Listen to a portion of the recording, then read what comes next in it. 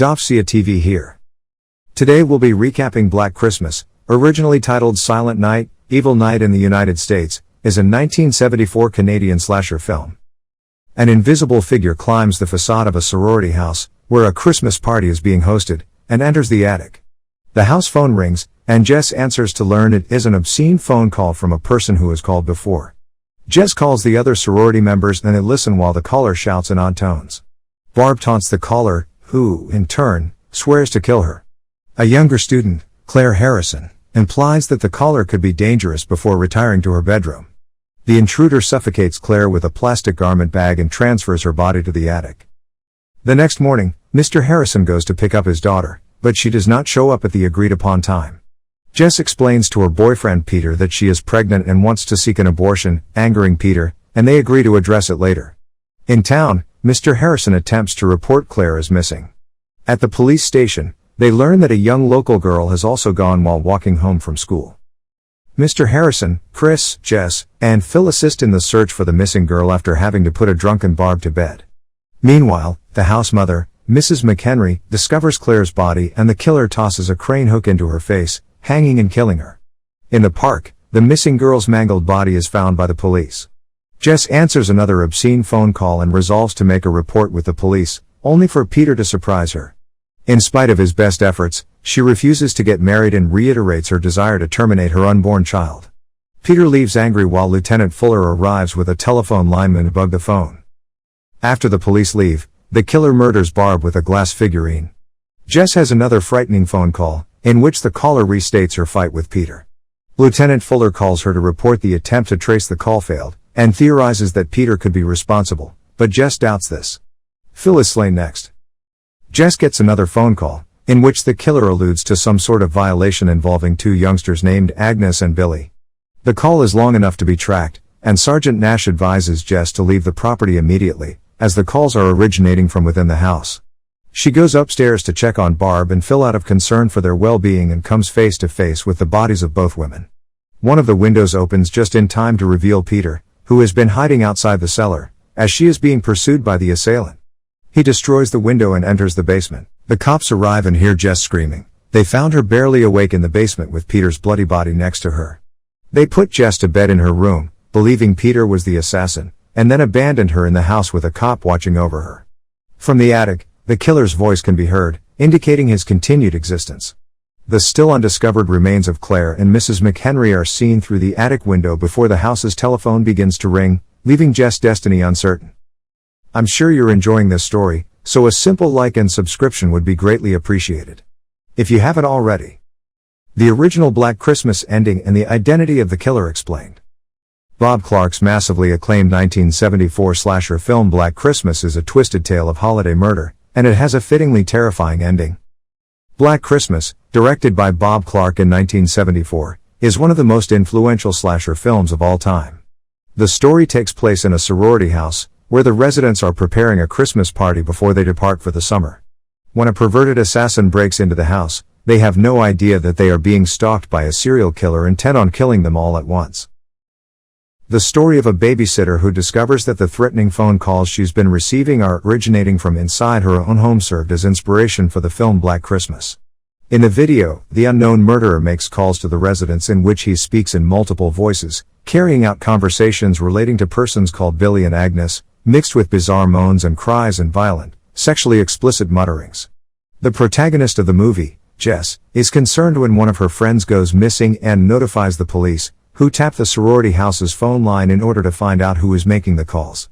As if the killings and the phone calls weren't enough to deal with, Jess has now found that she's pregnant, and her boyfriend Peter grows increasingly unstable after she informs him that she plans to seek an abortion. Jess' friend Claire has actually been slain by Billy, who has stashed her body in front of the attic window in a gruesome display. The body of a 13-year-old girl is also discovered in a nearby park, and is thought to be Billy's first victim of the night. Sorority mother Mrs. Mack is slain while searching the attic for her missing cat, and Jess' sorority sisters Barb and Phil are also cruelly killed. Eventually only Jess is left alive in the house, and after a series of failures the authorities are eventually able to work out where the calls are coming from. What happens in Black Christmas 1974's ending? However, when it is discovered that Billy has already slain Lieutenant Ken Fuller, who is in charge of investigating the calls and disappearances at the sorority home, he leaves Jess all alone and without any way to defend herself. The piano that Peter had smashed earlier is now found by Fuller at the music conservatory, where he is on the hunt for Peter, the key suspect in the case. It's at this point that Billy makes another phone call, this time staying on the line long enough for the call to be traced and to reveal that the phone calls are originating from inside the house. Fuller contacts bungling police officer Nash and orders him to phone Jess and advise her to get out of the house without generating a panic. Nash, however, loses his calm and tells Jess that the killer is in the house. Instead of leaving, Jess walks upstairs to check on Phil and Barb. She finds them, all right, but they are beyond rescuing, bloodied and dead in one of the bedrooms upstairs. After discovering their bodies, Jess glances through the crack in the door and sees Billy cowering behind it. She flees downstairs, but the front door is jammed, so she runs into the basement instead and shuts the door behind her. After trying and failing to get through the door, Billy retreats, leaving a horrified Jess in the basement. She sees a shadowy person gazing through the basement windows, and suddenly Peter comes at the door, shouting for her. Jess, fearing that Peter is the killer, tries to hide, but he destroys a window and goes into the basement. Soon identifying Jess' hiding place, he approaches her gently. A simple like and subscription would be greatly appreciated, if you haven't already. When Fuller and the other officers finally arrive on the scene, they find Jess and Peter in the basement, with Jess cradling Peter's lifeless body. Her fear of him drove her to use a fire poker to put an end to his chances of killing her, and the authorities decide that he was the mastermind behind everything, driven insane by the idea of his unborn child being terminated. After administering sedation to Jess and placing her to sleep, the officers return to the station, leaving one officer on the porch. It's subsequently discovered that Billy is still in the house, now alone with Jess. The movie switches to a wide image of the sorority home, and we hear the phone start to ring inside just as the titles roll. Peter was not the real culprit in Black Christmas. Black Christmas is in part a murder mystery that does its utmost to make it look like Peter might be the killer. After he discovers that Jess is preparing to seek an abortion, he delivers an unhinged piano recital and afterwards smashes the piano with a microphone stand. He comes to the house when Jess is alone, explains that he's preparing to quit the music conservatory, and then informs her that they're going to get married. When Jess says that she won't marry him, that neither of them should drop out of college, and that she's still intending to get the abortion, Peter becomes upset, accusing her of wanting to hurt their kid. She makes him leave, but he is subsequently observed sneaking around outside the house.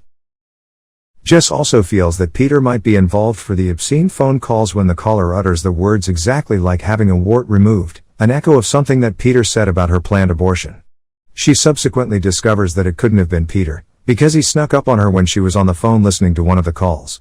However, with Peter's unstable and threatening conduct, it's little wonder that she felt he was the killer, especially when he starts investigating the basement only moments after the killer pursued her into it.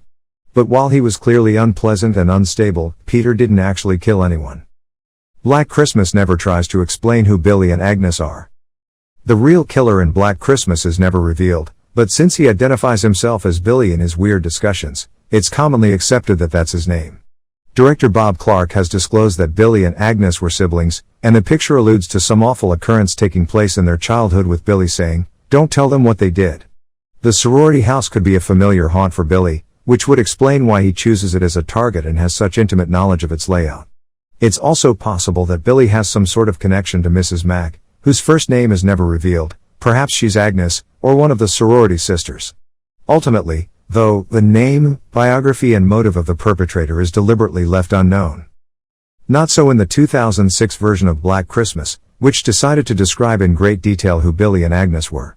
In that movie it was revealed that Billy was a youngster with a condition that made his skin yellow, who watched his mother and her lover murdering Billy's father. Billy's mother confined him in the attic for the next 16 years and at one point raped her own son in order to produce a child. That child was Agnes, Billy's daughter/sister, Agnes. Billy then killed his mother and stepfather and left Agnes terribly deformed and... Well, if it sounds like this complex backstory is less exciting than simply leaving the killer's origins unclear, then a lot of horror fans who have seen both versions of Black Christmas tend to agree. The true meaning of Black Christmas ending. From start to end, Black Christmas is a joyously gloomy take on the holiday season, as the movie's title suggests. Christmas at the sorority home is a sleazy occasion and the film perverts many of the standard holiday stereotypes. Christmas is a time to remember and celebrate the birth of Jesus Christ, yet the tale of Black Christmas is mostly centered around Jess' abortion. Mrs. Mack, The sorority supposedly parental figure is a heavy drinker who has liquor stashed all throughout the house like a drug addict. Phil's boyfriend, Patrick, dressed up as Santa Claus but swears coarsely in front of the children. Barb is shown plying a tiny child with whiskey and then exclaiming, "I guess the little bugger's schnozzled." And while a chorus of children sing to Jess, Barb is upstairs getting stabbed to death with the horn of a glass unicorn.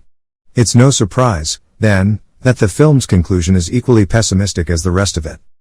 There is one frightening aspect that's key to the meaning of Black Christmas ending. Billy only makes a phone call after he's killed someone. The first call in the movie likely announces the death of the high school student who was found in the neighboring park. He makes another call after killing Claire, then more calls after killing Mrs. Mack, Barb, and Phil. The ending of Black Christmas already heavily hints that Jess is doomed, since she's left alone in a house with a killer, unconscious and powerless. However, the sound of the phone ringing lends an added sting to the ending, since Billy making another phone call suggests that he has killed someone, and there's really only one person he could have killed. The end. Check the description to watch this movie on demand platforms. Thank you for your participation in this community. I hope we were still able to deliver with this story. Let us know what you think of this story. And if you aren't already a part of this family, please subscribe to this channel and turn on the notification bell to receive videos as soon as they are released and to be eligible to win a variety of prizes from us. Check out the movie that is currently on your screen. It's also a fantastic one. Davzia television. Do it, click it. Do it. I'm looking forward to seeing you. Check out the story that's currently on your screen. It's also a good one. If you aren't already a member of the family, you can subscribe to this channel for more fantastic stories like these. Hey! Thank you for your ongoing support. It is greatly appreciated. We'll see you in the next one. Davzia TV.